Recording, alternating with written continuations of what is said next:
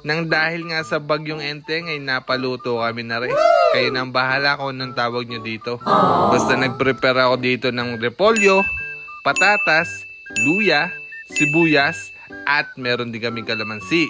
Ganito ako kabilis mag-chop ng patatas. Kita nyo yun, talsik ang luya no? Dinamihan ko ng luya, pampaganda raw ito ng boses. Ay totoo yun.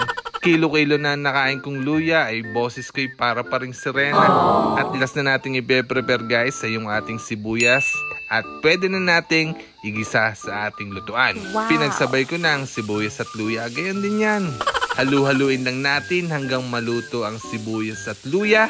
Pagkatapos nyan, lagyan na natin ng tubig galing sa anggandang. Joke lang. At hulaan nyo nga kung ano ang sunod nating ilalagay.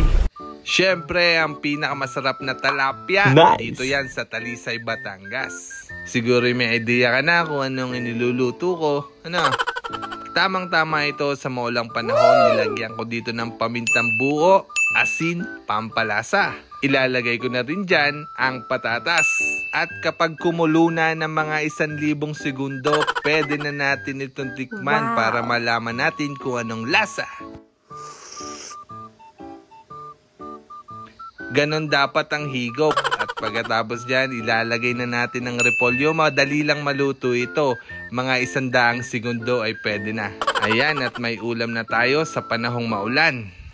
I-comment mo naman kung taga saan ka para malaman namin kung saan nakarating ang video na ito. At yan ang luto na. Kita nyo, sarap ng sausawan, no? Mag-like, mag-share at mag-follow para maging updated kayo sa mga susunod pa naming video.